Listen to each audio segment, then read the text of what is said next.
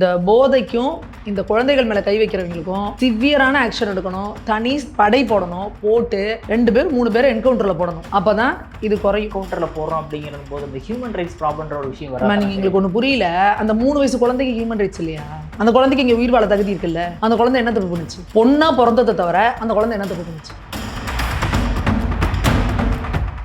ஆட்சி மாறி இருக்கு அப்படின்னா இந்த ஆட்சி முன்ன மாதிரி இல்லைன்ற பயத்தை நீங்க கொடுக்கணும் தப்பு செய்யறவனுக்கு. அப்படி கொடுக்காம நான் சும்மா சிங்கப்பெண்ணுன்னு ஒரு இதை கொண்டு வந்தேன், சிங்கப்பெண்ணு பாட்டு பாடி எல்லாம் ட்ரம்ஸ்ல வாச்சிட்டு பண்ணோம், ஆள போறோம் தமிழ்னு பாட்டு போட்டுட்டு உட்காந்துருக்கோம்னா நீ ஃபயர் விடுறதுக்குன்னா சரியா இருக்கும். தப்பு செய்யறவனுக்கு பயம் வராது. விஜய் அவர்களாவது ஒரு 10 பக்கத்துக்கு மனப்பாடம் பண்ணி பேசுறாரு. ஒரு 10-15 லைனுக்கு அப்புறம் கொஞ்சம் டங்கு ரோல் ஆகுது. அதுக்கப்புறம் எடுத்தா தூண்டு போன சக்தி அப்படின்னாரு. உங்க தலைவருக்கு பார்த்தே படிப்பாரு, கண்ணை விட்டு எடுக்காம. அப்பயே பூனை மேல் மதில் மேல், மதில் மேல் பூனை மேல் பாரு, டங்கு ரோல் ஆகிட்டே இருக்கும் அவருக்கு. நீங்க விஜய் அவர்களை பத்தி பேசுறது இவங்களுக்கு எந்த தகுதியுமே கிடையாது. முழுக்க பில்டப்பை கொடுத்து காலர் அப்படி வெறப்பா நிக்க வச்சாங்க பாருங்க, கஞ்சி போட்டு. அந்த ஒரு கவுண்டர் பண்ணி கேட்பாரு, ஏங்க ஆஃபீஸர் நீங்க அந்த கஞ்சியை சட்டைக்கு போடுறப்ப அப்படியே கொஞ்சம் நீங்களும் 2 மடக்கு குடிச்சிருவீங்களோ அப்படிங்கிற மாதிரி. 2 மாசத்துக்கு முன்னாடி ஸ்டேஜை தட்டி சொன்னீங்க இந்தியாவிலே தமிழ்நாடு தான் பாதுகாப்பான மாநிலம்னு. அப்ப அது வேற வாய், இது நேர வாய். சந்தர்ப்பவாதிகள், சுயநலவாதிகள், அதுங்க திமுக. சட்டசபையில ஸ்கிரிப்ட் இல்லாம பேசினாரா எதிர்கட்சி தலைவர்? என்ன எனர்ஜி லெவலு? கையில் கடை ஆடுது அந்த பேப்பரை பிடிச்சிக்கிட்டா. என்ன எனர்ஜி லெவலு? இந்த முறை திமுக உள்ளாட்சி தேர்தலையும் ஒரு கடுமையான தோல்வியை சந்திக்கும். நாம எல்லாரும் RS பாரதி ஐயா அவர்களை அறமீசையோட பார்க்க போறோம்.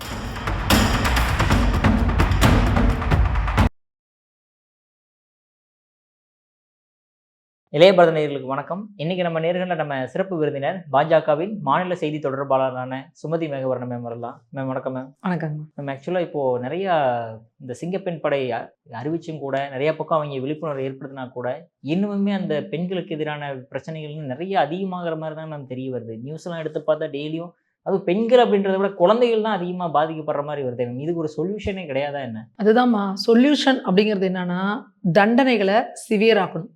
அதுதான் இதுக்கான ஒரே வழி. தப்பு செய்கிறவனுக்கு பயத்தை உண்டு பண்ணலைன்னா இவனுங்க இதை திரும்ப செஞ்சுக்கிட்டே தான் இருப்பாங்க. இன்னொன்று போதை கலாச்சாரம்.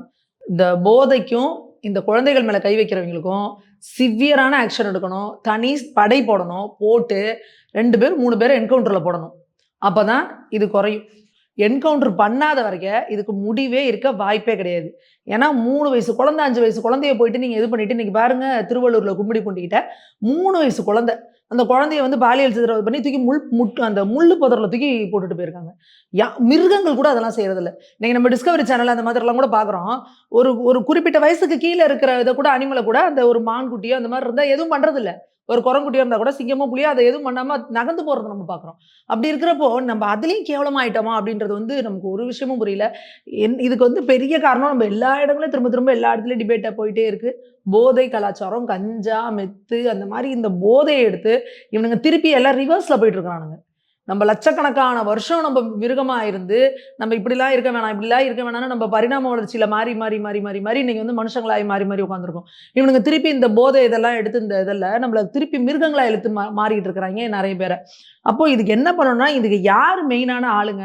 ஒவ்வொரு ஏரியாவில் கஞ்சாக்குன்னு இந்த மாஃபியா இருக்குது, இல்லைன்னா அந்த போதை ஊசி இதுக்குன்னு மாஃபியா இருக்குன்னா ஸ்பெஷல் ஸ்குவாடை போட்டு முதல்வர் அவரோட தனிப்பட்ட நேரடி கண்காணிப்பில் அந்த ஸ்குவாடை போட்டு தினந்தோறும் அதுக்கான அப்டேட்டை கேட்கணும். ஒரு நாளைக்கு எத்தனை பேர் அரெஸ்ட் பண்ண, எத்தனை கேஜி கஞ்சா பிடிச்சிங்க, எந்த இடத்துல போதை ஊசி பிடிச்சிங்க, எத்தனை இடத்துல இந்த சிந்தட்டிக் ட்ரக்ஸை பிடிச்சிங்கன்னு சொல்லி நியூஸில் எல்லாத்துலேயும் அது ஃப்ளாஷ் ஆகிட்டே இருக்கணும். அதே போல் ஒரு பெரிய லெவலில் மாஃபியாவில் பண்ணிட்டு இருக்கிறாங்க, மாசாக பண்ணுறாங்கன்னா அவனை போடணும் என்கவுண்டரில். அப்போ தான் எல்லாருக்கும் இல்லை உண்மையாலுமே இவங்க சீரியஸாகவே இதை சும்மா அவங்க ஸ்டேஜுக்கு பேசிட்டு போல. ஏன்னா போன ஆட்சியில் சும்மா போதையை ஒழிப்போன்னு போர்டில் போய் கையெழுத்து போட்டுட்டு போனார்ல நம்ம முன்னாள் முதல்வர் ஸ்டாலின். சும்மா போர்டில் கையெழுத்து போட்டால் அதனால் அப்படியே போதையை ஒழிச்சிடலாம்னு நினச்சார்ல, அந்த மாதிரி பண்ணாமல் உண்மையாலுமே இந்த ஆட்சியில் அதுக்கு எதிராக ஏதோ சம்திங் சீரியஸாக இருக்கிறாங்க அப்படின்றத உணர்த்தணும்னா கட்டாயம் 2 பேரையாவது என்கவுண்டரில் போடணும். ஸோ அதுதான் இதுக்கான தீர்வாக இருக்க முடியும். ஓகே, ஒருவேளை நீங்க சொல்ற மாதிரி அந்த என்கவுண்டர்ல போடுறோம் அப்படிங்கிற போது இந்த ஹியூமன் ரைட்ஸ் ப்ராப்ளம்ன்ற ஒரு விஷயம் வர நீங்க எங்களுக்கு ஒண்ணு புரியல. அந்த 3 வயசு குழந்தைக்கு ஹியூமன் ரைட்ஸ் இல்லையா? அந்த குழந்தைக்கு இங்க உயிர் வாழ தகுதி இருக்குல்ல? அந்த குழந்தை என்ன தப்பு பண்ணுச்சு? பொண்ணா பிறந்ததை தவிர அந்த குழந்தை என்ன தப்பு பண்ணுச்சு? 3 வயசு குழந்தை தெருவில் விளையாடுறதுக்கோ இல்லை வெளியில விளையாடுறதுக்கோ இல்லை நான் வெளியில வர்றதுக்கோ இந்த இதுல அடிப்படை உரிமைன்னு சொல்லுவாங்கல்ல, அதுல இந்த நடமாடுறதை தடுக்கிறதும்பாங்க. இந்த இடத்துக்கு போகக்கூடாது, அந்த இடத்துக்கு போகக்கூடாது ரெஸ்ட்ரிக்ட் பண்றதே ஒரு மிகப்பெரிய ஒரு குற்றம்னு சொல்லுவாங்க. நீ பச்சை குழந்தைய என்ன வீட்டில் பூட்டியா வச்சிட முடியுமே? என்ன பண்ணலாம்னு நினைக்கிறீங்க? அந்த காலத்துல இந்த கிருஷ்ணரை வந்து உரல்ல கட்டி போட்டாங்கம்பாங்க. கை தவழ்ற பிள்ளைங்கள செய்வாங்க. துரு துரு துருன்னு தவழ்ந்து போயிடுது, எதையா பிடிச்சி இழுத்துருதுன்னு வீட்டில் கட்டி போடுவாங்க. இன்னைக்கு பொம்பளை பிள்ளைங்கள வெளியிலேயே அனுப்ப முடியலங்க. நான் இப்போ 2 நாளைக்கு முன்னாடி ஒரு ஃபங்க்ஷன் போயிருக்கேன். அந்த ஃபங்க்ஷனில் பஃபே சிஸ்டம். ஃபேமிலி ஃபங்க்ஷன், நம்ம சொந்தக்காரங்க எல்லாரும் இருக்கிறாங்க. Buffet system. அந்த குழந்தை ஒரு 10 வயசு குழந்தை இருக்கும். சாப்பிட உட்காந்துருக்கு, சாப்பிட்டுட்டு இருக்கு. நான் போய் இன்னும் ஒரு ஐட்டம் குறைஞ்சிருச்சுன்னு எடுக்க போகுது. அவங்க அப்பா என்ன பண்றாரு, நில்லு நானும் வரேன் அப்படின்னு அவர் பிளேட்டை வச்சுட்டு குழந்தைய கையை பிடிச்சி கூட்டிட்டு போய் அந்த பஃபே எடுத்து கொடுத்து திருப்பி கூட்டிட்டு வர்றாரு. நான் அப்புறம் சொன்னேன், ஏங்கண்ணா அவ போய் எடுத்துட்டு கொடுலங்கிறேம்மா, நீ வேறம்மா, எங்கம்மா பொம்பளை பிள்ளை தனியாவமா விட முடியுது இப்பெல்லாம் அப்படின்றாரு. அப்போ எந்த அளவுக்கு பேரண்ட்ஸ்லாம் வந்து பேனிக்கா இருக்கிறாங்க. குழந்தைய பொம்பளை பிள்ளைய வச்சிருக்கவங்களாம் எப்படி வயிற்றுல நெருப்பு கட்டிட்டு இருக்கிறான் அப்படின்னா, அப்போ இந்த மாதிரி குழந்தை மேல கை வைக்கிற நாய் மேல என்ன ஹியூமன் ரைட்ஸ் வேண்டி கிடக்குன்ற, அவெல்லாம் ஹியூமனே கிடையாதுப்பா. அவன் மனுஷ கேட்டகரியே கிடையாது, மிருக கேட்டகரி. நீ உனக்கு ஒரு 3 வயசு குழந்தைய பார்த்து உனக்கு பாலியல் உணர்ச்சி தூண்டப்படுது அப்படின்னா போட்டு தள்ளிட்டு போயிட்டே இருக்கணுங்கிறவனெல்லாம். எதுக்கு அவனா உயிரோட இருக்கணும்? போடுங்க, அது மாதிரி 4-5 பேர் என்கவுண்டர்ல போடுங்க. அதுக்கப்புறம் பொம்பளை பிள்ளைய பார்த்தா பயப்படுவாங்கல்ல, கை வச்சா போட்டுருவாங்கடா. உத்தரப்பிரதேசத்துல என்ன பண்றாங்க, புல்டோசர் விட்டு வீட இருக்கிறாங்கல்ல, பண்ணுங்க அந்த மாதிரி பண்ணுங்க. ஏங்க, குற்றங்களை வந்து குறைக்கணும் அப்படின்னா தண்டனைகள் கடுமையாக்கப்படணும். சும்மா 999 இல்ல அவங்களுக்கு ஹியூமன் ரைட்ஸ், அவனை கூட்டிட்டு போய் ஜெயிலில் உட்கார வச்சு வாரத்துக்கு 3 நாள் கறி மீன் முட்டையெல்லாம் அவனுக்கு நல்லா போட்டு சொகுசா அவருக்கு ஜீப்பில் ஏற்றி அந்த முள்ள மாதிரி சும்மா இருந்தா கூட பஸ்ஸில் ஏறி இல்லை நடந்து போயிட்டு இருக்கோம். இவருக்கு அரெஸ்ட் பண்ணா போலீஸ் ஜீப்பில் சொகுசா ஜீப்பில் ஏற்றி கொண்டு கோர்ட்டு கூட்டு போகும், போலீஸ் ஜீப்பில் சொகுசா கொண்டு வரும். நம்ம வீட்டு வரி காசு வச்சு இவனுக்கு இதெல்லாம் பண்ணணும்னு அவசியம் இருக்கா? இவன் தான், அதாவது தப்பான ஆளா இது பண்ணக்கூடாது. அவன் தான் குற்றவாளின்னு தெரிஞ்சிருச்சு அப்படின்னா என்கவுண்டர்ல போட்டுறணும். அதுதான். ஏன்னா நீங்க யோசிச்சு பாருங்க, ஒரு பிள்ளைய ஒரு பெத்தவனு பாருங்க, தடிக்கி விழுந்துச்சுன்னா உசுறு போறன்னு வாங்கல்ல, இவனுக்கு பிள்ளை தடிக்கி விழுந்துருச்சு, ஐயோ என் பிள்ளைக்கு முட்டியில அடிபட்டுருச்சு. எவ்வளவு பேரண்ட்ஸ் வந்து ஒரு பெத்தவங்க எப்படி பிள்ளைய வச்சிருக்காங்க. அந்த குழந்தைய நீ பாலியல் சித்திரவதை பண்ணி 3 வயசு குழந்தைய முள்ளு புதர்ல தூக்கி போட்டுட்டு போற. அந்த குழந்தைய குத்துயிரும் கொலையுமா காப்பாத்தி கொண்டு போய் ஸ்டாலின் ஹாஸ்பிட்டல்ல சேர்க்கிறாங்க. அந்த குழந்தை போராடி ஒன்னும் காப்பாற்ற முடியாம இறந்து போகுது. எவ்வளவு வேதனை அனுபவிச்சிருக்கும் அந்த குழந்தை, எவ்வளவு வேதனை, எவ்வளவு சித்திரவதை. அப்ப அந்த குழந்தைக்கு இங்க வாழ்றதுக்கு உரிமை இல்லையா? அப்போ இந்த மாதிரியான விஷயங்களுக்கெல்லாம் தயவு தாட்சணியமே பார்க்கக்கூடாது. விஜய் அவர்கள் இதுல நான் சீரியஸா இருக்கேன், உண்மையாலுமே நான் வந்து ஒரு டெரரான ஃபேஸை காட்டுவேன் அப்படின்றத காமிச்சா மட்டும்தான் இது கண்ட்ரோலுக்கு வருமே ஒழிஞ்சு, இல்லைன்னா தினம் தினம் தினம். ஏன்னா 5 வருஷம் ஆச்சுப்பா.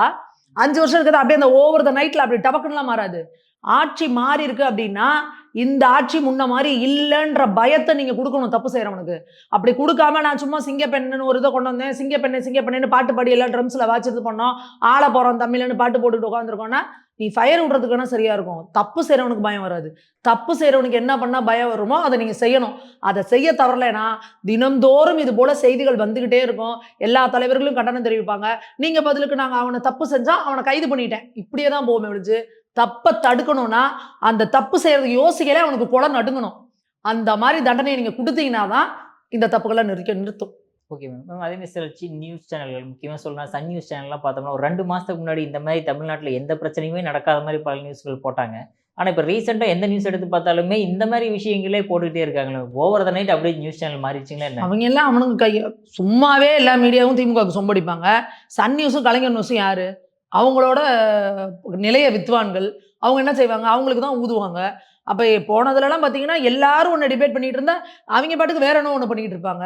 அவங்ககிட்ட போனீங்கன்னா அப்படியே நம்ம இந்த வடிவேலை கேட்பால, நான் கரெக்டாக தான் பேசுகிறேன்னா, இல்லை நான் கரெக்டாக தான் பேசுகிறேன்ற மாதிரி நம்ம சன் நியூஸ் டிபேட்டுக்கு போய் உட்காந்திங்கன்னா நம்ம சொல்றத அப்படி இல்லவே இல்லைம்பாங்க. நம்ம ஒரு நிமிஷம் கன்ஃபியூஸ் ஆயிடணும். இல்லை நம்ம கரெக்டாக தான் டேட்டா படிச்சுட்டு வந்தோமா, இல்லை என்ன சொல்கிறாங்க, இல்லை மெட்ரோ ப்ராஜெக்ட்டுக்கு நிதியை கொடுக்கல மத்திய அரசுமா, செகண்ட் ஃபேஸுக்கு கொடுத்தாங்களே, நீங்கள் தானே ஜப்பமாக அது பண்ணீங்க. முதல்வர் ஸ்டாலின் முதல்வர் அது என்ன பண்ணாரு, தடுப்பூசியை நாங்களே வாங்கிக்கிறோம், என்னென்ன காமெடி பண்ணீங்க. ஒன்றுக்கு கூட மத்திய அரசு உங்களை வந்து இது பண்ணாமல் முடியலையா, சரி ரைட் விடு நம்ம தடுப்பூசி தரேன், மெட்ரோ செகண்ட் ப்ராஜெக்டை நீங்களே எல்லாம் பண்ணுறீங்க, அதுலேயும் நீங்கள் குளறுபடி, திருப்பி அதுக்கும் 60,000 கோடி ரிலீஸ் பண்ணவே இல்லை அப்படிங்கிறாங்க. அவங்க நம்ம சொல்கிறப்போ எங்கே பண்ணாங்க அப்படிங்கிறாங்க. ஸோ அந்த மாதிரி அவங்க தனியாக ஒரு உட்டோஃபியன் வேர்ல்டில் வாழ்கிறவங்க. அப்போ இப்போ அவங்களுக்கு என்ன தேவைன்னா, அவங்களால ஏற்றுக்கவே முடியல விஜய் வந்து சிஎம்மாக வந்து உட்காந்துருக்காருங்கிறப்ப. அப்போ அவங்க என்ன பண்ணுவாங்க, விஜய் நின்னாரா, நடந்தாரா, உட்காந்தாரா, கோர்ட்டை எப்படி செஞ்சாராம், அப்படி செஞ்சாராம், தலையை எப்படி நீவினாரான்னு எதில் குத்தம் கண்டுபிடிக்கலாம் அப்படிங்கிறதுல தெளிவாக உட்காந்து பண்ணிக்கிட்டு இருக்கிறாங்க. அதே வாயை நம்ம கேட்கணும், 2 மாதத்துக்கு முன்னாடி இந்த வாடகை வாய் எங்கே போயிருந்துச்சு? அப்போ யார் வாடகை கொடுக்குறாங்களோ அதுக்கு தகுந்த மாதிரி பேசுகிற வாய்கள்லாம் இங்கே பேச தகுதியே கிடையாது. உண்மையாலுமே நீ உனக்கு சமுதாயத்து மேலே அக்கறை இருக்கு, உண்மையாலுமே இங்கே இருக்க பெண் குழந்தைகள் மேலே அக்கறை இருக்கு, என் வீட்லேயும் பொம்பளை புள்ள இருக்கு, அந்த மீடியாவில் வேலை செய்கிறவங்க எல்லா வீட்லேயும் பொம்பளை புள்ள இருக்குல்ல, இன்னைக்கு நீ அந்த சொல்லுவாங்கல்ல, ஆட்டை கடிச்சு மாட்டை கடிச்சு அந்த வேட்டை நாய் என்ன பண்ணுங்க கடைசியில மனுஷனை தான் கடிக்க வரும். அப்போ நீங்க இன்னைக்கு யாருக்கோ நடக்குதுன்னு இருக்க, நாளைக்கு வீட்டு பொம்பளை புள்ளையும் தெருவில் நடக்க முடியாம போயிடும். அப்போ அந்த ஒரு சமுதாய பொறுப்போட கடமையோட இன்னைக்கு மீடியால வேலை செய்யற அத்தனை பேரும் வேலை செய்யணுங்கிறத நான் கேட்டுக்கிறேன். Okay ma'am. அதே மாதிரி இப்போ மேயர் பிரியா அவர்கள் புரோட்டோகால் எல்லாம் ஃபாலோ பண்றது மட்டும் இல்லாமல் இப்போ வந்து ரீசெண்டாக வந்து விஜய் அவர்களையுமே ரொம்ப அட்டாக் பண்ணி பேசுறாங்க. படிச்சுட்டு அட்லீஸ்ட் கார்லயாவது படிச்சுட்டு வாங்க அப்படின்றாங்க. இல்லை அப்படின்னா வந்து இந்த மாதிரி தற்கொலைகளுக்கெல்லாம் ஏன் இப்படி ஒரு விர்ச்சுவல் வேரிஸ்க்கு அட்வைஸ் பண்ண மாட்டீங்களான்றாங்க. சாமி அதை பத்தி இவங்க பேசுறாங்க பாருங்களேன், அதுதான் எங்களுக்கு புரியல. மேயர் பிரியா அவர்கள் அவங்களோட தலைவர் ஸ்டாலின் அவர்கள் துண்டு சீட்டை கொடுத்தாலே விஜய் அவர்களாவது ஒரு 10 பக்கத்துக்கு மனப்பாடம் பண்ணி பேசுறாரு. ஒரு ஒரு ஒரு 10-15 லைனுக்கு அப்புறம் கொஞ்சம் டங்கு ரோல் ஆகுது. அதுக்கப்புறம் எடுத்தா தூர்ந்து போன சக்தி அப்படின்னாரு. உங்க சிஎம்மா இருந்தாரு பாருங்க ஸ்டாலின் அவர்களுக்கு, உங்க தலைவருக்கு பார்த்தே படிப்பாரு, கண்ணை விட்டு எடுக்காம. அப்பயே பூனை மேல் மதில் மேல் மதில் மேல் பூனை மேல் பாரு, டங்கு ரோல் ஆகிக்கிட்டே இருக்கும் அவருக்கு. என்ன எழுதி கொடுக்குறோமோ அதை கம்ப்ளீட்டா மாத்தி வேற ஒண்ணு படிப்பாரு. நீங்க அவரை பத்தி எல்லாம் ஏன் பேசல? அப்பெல்லாம் இதை பேச உங்களுக்கு இது இருக்கா? நாங்க எவ்வளவு பேர் ட்ரோல் பண்ணிருக்கோம். ஏங்க என்னங்க பொள்ளாச்சின்னு எழுதி கொடுத்தா புள்ளதாச்சின்னு படிப்பாருங்க அப்படின்னு சொல்லுவோம். இப்படிலாம் எல்லாத்தையும் அவர் எவ்வளோ மாதிரி அவருக்கு டங்கு ரோல் ஆனதுன்னு எடுத்தோம்னாவே, நீங்க இப்ப இளைய படத்துல போட்டா 1 ஹவருக்கு என்டர்டைன்மெண்ட், 1 ஹவருக்கு போடலாம். போன 5 வருஷத்துல அவர் பேசினது. சரி, ஸ்டாலின் அவர்களை விட்டுருங்க, பிரியாக்காவே எடுங்க. பிரியாக்காவே 5200 அப்படிங்கிறத 5200 1ஆம் கிளாஸ் புள்ள சொல்லுமா? 5200ன்னு கொசு வலை வழங்கும் திட்டத்தை கொசு வழங்கும் திட்டம், கொசு வழங்கும் திட்டம்னு ஒரு தடவை தப்பா சொல்லலாம். அந்த இன்டர்வியூ ப்ரெஸ் மீட் ஃபுல்லாவே நாங்கள் கொசு வழங்கும் திட்டம் வச்சிருக்கோம், கொசு வழங்கும். எங்களுக்கு ஒண்ணுமே புரியல. என்னடா கொசு வழங்கும் திட்டம்? நான்லாம் முதல்ல அந்த இதை பார்த்துட்டு என்ன யோசிச்சேன்னா, நான் ப்ரெஸ் மீட்டை பார்த்துட்டு இருக்கேன், கொசு வழங்கும் திட்டம்னோட நான் என்ன யோசிக்கிறேன், இவங்க பயங்கர அட்வான்ஸ்டா போயிட்டாங்க போல இருக்கு. இந்த ஃபாரின்ல ஒரு ப்ராஜெக்ட் ஒன்று சொல்லியிருந்தாங்க. இந்த கொசுவை கண்ட்ரோல் பண்றதுக்கு என்னன்னா, அந்த கொசுவோட உடம்புல இருந்து இந்த ஒரு அகைன்ஸ்டா இருக்க மாதிரி ஒரு வைரஸை செலுத்தி ஒரு கொசு இனத்தை உருவாக்கி அதை விடுறப்போ என்ன ஆகும் அப்படின்னா, இது எல்லாத்தையும் போய் அழிச்சிருன்ற மாதிரி. நம்ம பாருங்க, இவங்க கூவத்தை தூர்வாடுறதுக்கே முதல்ல இருக்குன்னு சொல்லி வாயில போட்ட கும்பல் இது. இவங்களுக்கு என்ன லெவல நம்மளும் பாருங்களேன், இவங்க எல்லாம் நல்லா ஆச்சு கொடுத்துட்டாங்கன்னு வச்சுக்கோ, நம்மளெல்லாம் கையில பிடிக்க முடியாதுன்னு வச்சுக்கோ. நான் அப்படி யோசிக்கிறேன், என்ன கொசு வழங்கும் திட்டம்னு சொல்றாங்க, என்ன கொசு வழங்கும் திட்டம்னு. அதுக்கப்புறம் தான் பார்த்தா திருப்பி 2வது 3வது என்ன எதுன்னு பார்த்தா கொசு வலை அப்படிங்கிறதுக்கு அந்த அம்மா அப்படி பேசுறாங்க. நீங்க வந்து இதெல்லாம் பேசலாமா? அப்ப உங்களுக்கு வாயிலே வார்த்தை வராது, எதுவும் தெரியாது, படிக்க சொன்னா படிச்சு பார்த்து படிக்கிறதுல லபலபான்னு உளருவீங்க. அதனால நீங்க வந்து விஜய் அவர்களை பத்தி பேசுறது வந்து இவங்களுக்கு எந்த தகுதியுமே கிடையாது, எந்த குவாலிஃபிகேஷனும் கிடையாது. முழுக்க முழுக்க பில்டப்பை கொடுத்து காலர் அப்படி வெறப்பா நிக்க வச்சாங்க பாருங்க, கஞ்சி போட்டு. அந்த ஒரு கவுண்டர் பண்ணி கேட்பாரு, ஏங்க ஆஃபீஸர் நீங்க அந்த கஞ்சியை சட்டைக்கு போடுறப்ப அப்படியே கொஞ்சம் நீங்களும் 2 மடங்கு குடிச்சிருவீங்களோ அப்படிங்கிற மாதிரி அப்படியே அந்த கஞ்சியை போட்டு அப்படியே வெறப்பா அப்படியே வச்சு 5 வருஷத்தை ஓட்டிட்டு போனீங்க. விளம்பரத்தை கொடுத்து அந்த பிரசாந்த் கிஷோர் அங்கேருந்து வர வச்சு எங்க தலையில கட்டிட்டு போனார் அவரு. ஆனா மக்கள் என்ன வேதனைப்பட்டாங்க, எப்படா 5 வருஷம் இவங்களுக்கு முடியும்னு நினைச்சு ஆப்ப வச்சு ஓரமா உட்கார வச்சிட்டாங்கல்ல. இப்போ எதெல்லாம் இவங்க ஆட்சியில பண்ணிட்டு இருந்தாங்களோ அதை எல்லாத்தையும் இவங்களே, அந்த குரங்கு பொம்மை என்ன வேலை அப்படின்னா, சார் அது கண்ணாடி சார் அப்படிங்கிற மாதிரி போன ஆட்சியில நாங்க என்னென்னத்துக்குலாம் உங்களை கழுவி ஊத்திட்டு இருந்தோமோ இன்னைக்கு அதே டைலாக அவங்க பேசிட்டு இருக்காங்க. அப்போ ஒவ்வொரு விஷயத்தையும் எடுத்து நம்ம பார்த்தோம்னா, முதல்வர்லாம் பார்த்தீங்களா இல்லையா ஃபயர் விட்டுருக்குது, என்னென்ன பேச்சுங்கிற. இப்போ போன 2 மாசத்துக்கு முன்னாடி ஸ்டேஜை தட்டி சொன்னீங்க, இந்தியாவிலே தமிழ்நாடு தான் பாதுகாப்பான மாநிலம்னு.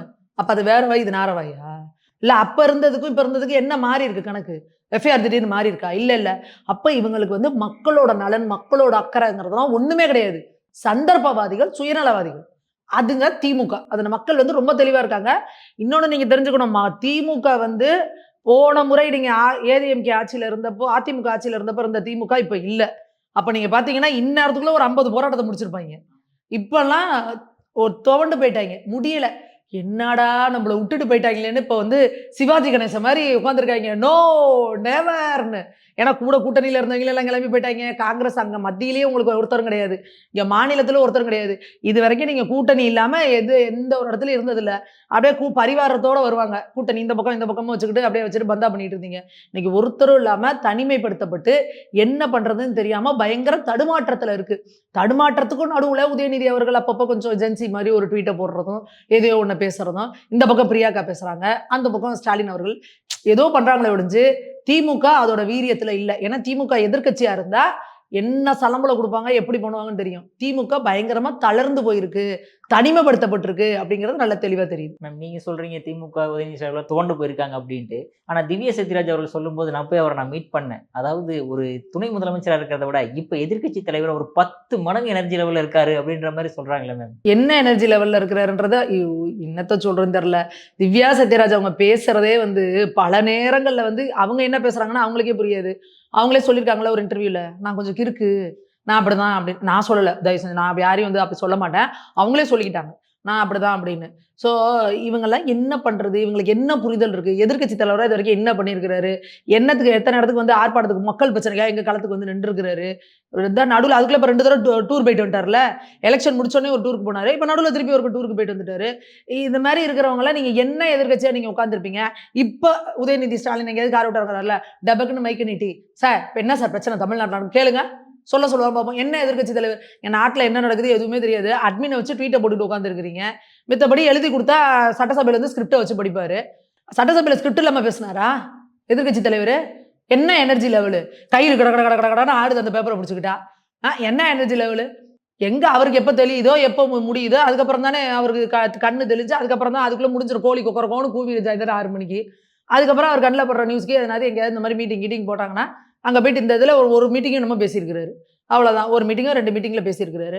இதில் என்ன இவங்க எனர்ஜியோட செயல்படுறாங்க அப்படின்னு சொல்கிறாங்கன்னு எங்களுக்கு ஒன்றும் புரியல. பட் இருந்தாலுமே அந்த விர்ச்சுவல் வாரியர்ஸ் விஜய்க்குலாம் வந்து சவால் விடுறாங்களே மேம். அட்ரஸ் சொல்லி, வீட்டு அட்ரஸ் சொல்லி, நான் தனியாக வீட்டில் இப்போ தைரியம் தான் வாங்க பண்ற மாதிரி. யார் சொன்னது? திவ்யா சத்யராஜ் மேம். இவங்க கூட்ட இவங்களை யார் போய் பார்க்குறேன் நான் முதல்ல. இப்போ அவன் சொல்லுவாங்க உன்னையெல்லாம் எங்கள் யாருமே நான் மதிக்கிறதே இல்லைங்கிற மாதிரி. என்னமோ இவங்களை அப்படியே பயங்கர ஒரு புரட்சி போராளி மாதிரியும், இவங்களை எய்த்து இவங்களை வீடை தேடி போகிற மாதிரியும். யார் இவங்களை தேடி போறேன், நான் ஒருத்தரும் போகிறது இல்லை. வெர்ச்சுவல் வாரியர்ஸ் வந்து ரீல்ஸ் போட்டு இன்ஸ்டாகிராமில் இது பண்ணி பிடிச்சிட்டான்னு பொங்குற நீங்க ஒரு ஜோம்பி கூட்டத்தை வச்சிருக்கிறீங்கல்ல, டிஎம்கே ஐடிவிங்னு. நீங்க காங்கிரஸ்காரங்களை அடிச்சாட்டி உங்க கூட்டணியில இருந்தவங்கள. அதுக்கே மாணிக்கம் தாகூர் என்ன சொன்னாரு, அல்ற சில்லறையெல்லாம் வந்து இது பண்ணி சொல்லி டிஎம்கே ஐடிவிங்க சொன்னாரு. டிஎம்கே ஐடிவிங்க சொன்னார்ல, அல்ற சில்லற பயிலுக அல்ற சில்லற வேலை பார்க்குறாங்க அப்படின்னு. அப்ப நீங்க வந்து சொல்லாமா, யாரு எந்த மகளிர் யாரு எந்த போஸ்ட்டை போட்டாலும் கீழே கமெண்ட்ல வந்து என்ன கேவலமா பேசுறாங்க. யார் பண்றது இதெல்லாம்? டிஎம்கே ஐடிவிங்க தானே. அப்ப நீங்களாம் யாரு? அப்ப நீங்க சோசியல் மீடியால என்ன பண்ணிட்டு இருக்கிறீங்க? எல்லாரும் அம்பி மாதிரி எல்லாரும் பூ வச்சு பஜனை பண்ணிட்டு இருக்கிறீங்களா? அம்மா தாயே தாங்கள் இப்படி பதவி போடலாமா, தாயே தங்கள் கருத்தை மாற்றிக்கொள்ளுங்கள், தங்கள் கருத்தில் எனக்கு மாறுபாடு இருக்கு, இப்படிலாம் சொல்றீங்களா? இல்ல உனக்கு எனக்கு என்ன பாக்கியா தகராறா, வரப்பு தகராறா? என்னோட கருத்தை நான் ஒண்ணு வச்சேன்னா அந்த கருத்துல உனக்கு மாறுபாடு இருக்கா வந்து சொல்லு. அதை விட்டுட்டு என்னென்ன கேவலமா பேச முடியுமோ, என்னென்ன கேரக்டர் அசாசினேட் பண்ண முடியுமோ என்னென்னமோ பண்றீங்க. அதையே அடுத்தவன் உங்களுக்கு பண்ணா வல்லவனுக்கு வல்ல உலகத்துல இருப்பான்ல. அப்ப நீ அதை அடுத்தவனுக்கு செஞ்சா உனக்கு சந்தோஷமா இருக்கு, அதை அடுத்தவன் உனக்கு செஞ்சா திக்கு திக்குன்னு எரியுதா? அனுபவிங்க. போன 5 வருஷம் ஃபுல்லா என்ன பண்ணீங்க, என்ன நாட்டம் ஆனீங்க, எல்லாரும் எவ்வளவு கேவலப்படுத்துறீங்க. அப்ப இன்னைக்கு அந்த டிவிகே பசங்க அதை செய்யறாங்க அப்படின்னா ஏன் உங்களுக்கு இந்த குத்துது குடையுது எல்லாம் பண்ணுது? இப்போ திமுகவுக்கு ஆமா தாவேகாவோட ஆட்சியில நிறைய குறைகள் இருக்கு. இந்த மாதிரி விஷயத்துல நிறைய ரீல்ஸ் போட்டுக்கிட்டு பாருங்க, இப்ப கூட முதல்வர் அவரோட காரை அவரே ஓட்டிட்டு வந்தார் அப்படின்னா, காரை அவர் ஓட்டுறது ஒரு விஷயமா? அவங்கவுங்க காரை அவங்களே ஓட்டுறாங்கன்னா என்னத்த சொல்றது?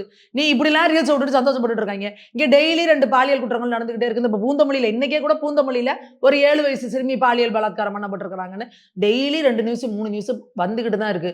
அதுக்கு என்ன பண்ணலாம் அப்படின்னா, அதெல்லாம் பேசக்கூடாது, சிங்கப்பெண் அதிரடிப்படை எங்க அண்ணன் போட்டா முடிஞ்சுச்சா?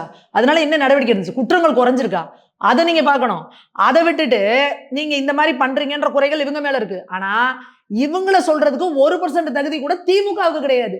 திமுக இதை தானே போன வருஷம் செஞ்சுட்டு இருந்தீங்க. போன ஆட்சியில ரீல்ஸ் போட்டுட்டு இருந்தாருல முதல்வரை உட்காந்துக்கிட்டு. போன முதல்வர் என்ன பண்ணாரு, ஸ்கூல் பசங்களோட போய் உட்காந்து ரீல்ஸ் போட்டுட்டு இருந்தாருல. அதோட கால் மேல காலை போட்டு பார்த்து விஸ்கு விஸ்குன்னு அந்த முத்து படத்துல ரஜினி செய்வார்ல, அந்த மாதிரி அப்படி விஸ்கு விஸ்குன்னு அப்படி காலத்துக்கு போட்டு இப்படி காலத்துக்கு போட்டு என்னென்ன பண்ணிட்டு இருந்தீங்க. நாங்க எல்லாரும் கண்ணில் ரத்தம் வடிய உங்களுக்கு பார்த்துக்கிட்டு தானே இருந்தோம். எங்க போனாலும் பிரச்சனையா இருக்கு, வெளியில போக முடியல, எங்கிட்ட பார்த்தாலும் கொலை நடக்குது, சைனா எடுத்துட்டு ஓடுறாங்க, பொம்பளை பிள்ளைங்க வெளியில போக முடியல, குழந்தை பிள்ளைங்க வெளியில போக முடியல. நான் கதர்னமே எதையாவது காலைல வாங்கினீங்களா? அப்படிலாம் எதுவுமே நடக்கல அப்படின்னு நீங்க ஜாலியா வேற ஒரு உலகத்துல வாழ்ந்துட்டு இருந்தீங்க. இப்ப நமக்குன்னு தூக்கத்துல இருந்து முடிச்சுக்கிட்டு ஐயோ எனக்கு கதர்னீங்கன்னா அவங்கள சொல்றதுக்கு உங்களுக்கு தகுதியே கிடையாது. அவ்வளவுதான். ஓகே. பட் இந்த மாதிரி சுச்சுவேஷன்ல கூட வந்து தாவேகா வந்து ஒரு மேயர் ஜெயிச்சிட்டா நான் மீசையை பாதி எடுத்துக்கிறேன்ற மாதிரி RS பாரதி சவால் விட்டுருக்காரு மேம் வரக்கூடிய லோக்கல் எலெக்ஷன்ல. இல்ல, RS பாரதி அவர்கள் வந்து ஒரு மீசை பாதி பக்கம் மீசை இல்லாம இருந்தா எப்படி இருக்கும்? இன்னும் அந்த கொடுமையும் வேற நம்ம பார்க்கணுமா? அப்படிங்கிறது நமக்கு இருக்கு. பார்க்க போறோம். அதையும் பார்க்க தான் போறோம்.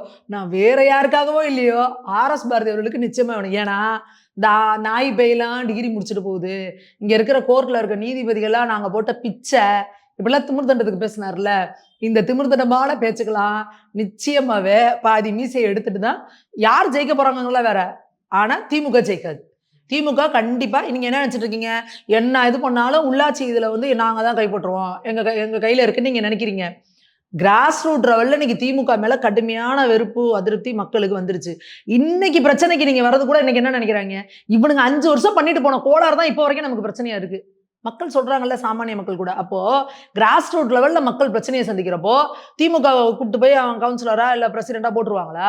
போன முறை மிகப்பெரிய அலப்பலையை கொடுத்ததே திமுகவோட கவுன்சிலர்கள், ஒன்றிய கவுன்சிலர்கள், இந்த பஞ்சாயத்து போர்டு பிரசிடென்ட் இவங்க பண்ண அட்டகாசம் தான். இவங்க இறங்கி உள்ள ஒரு ராணுவ வீரரை அடிச்சு கொண்டாங்கல்ல, முத இவங்க எல்லாம் ஆட்சியில் இது பண்ணப்ப யார் அது? இவங்களோட கவுன்சிலர் தானே. அப்போ நீங்க அப்போ உங்களுக்கு இது ஓட்டு போடலன்னு சொல்லி போய் தண்ணி பைப்பை அடிச்சு உடச்சு விட்டுட்டு வர்றது, இல்லைன்னா தண்ணி கொடுக்க மாட்டேங்க. உங்க அப்பா வீட்டு சொத்துல நீங்க தண்ணி பைப்பு போட்டீங்களா? என்ன அராஜகம் பண்ணிட்டு இருக்கீங்க ஏரியால?